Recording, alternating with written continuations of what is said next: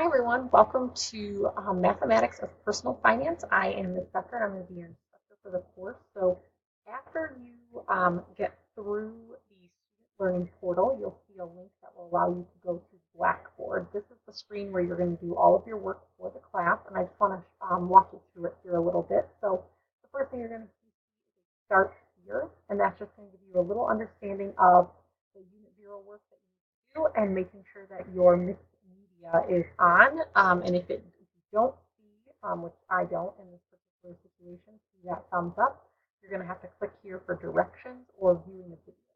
From there, you're going to click on the announcements. And I want to show you the announcements are a little different this year. So a little crazy. We've got 3 different start dates for this class. So ask me or ask your mentor if you're unsure of your start date.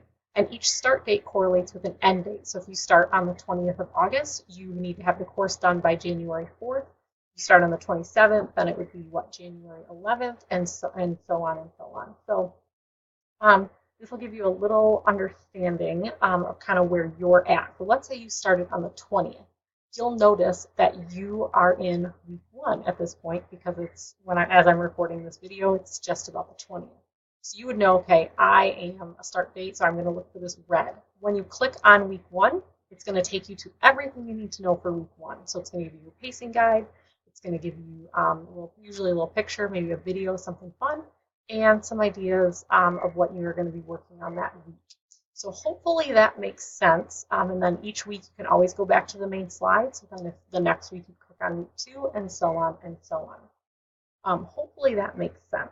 From here, you'll see there's a course info button, and that will give you some ideas of knowing, for example, if you are putting answers in, it should be rounded to the nearest cent or the nearest hundredth place. Gives you the syllabus, some policies, success strategies, and your pacing guide. So you can take a look at the pacing guide for the 18 weeks. The mentor and student welcome letter, which you should have received an email by me. Then you can click on instructor information. You'll see a little bit about me, Ms. Becker, a little more there. You click on MVS policies to see Michigan virtual policies on bullying and plagiarism and things like that.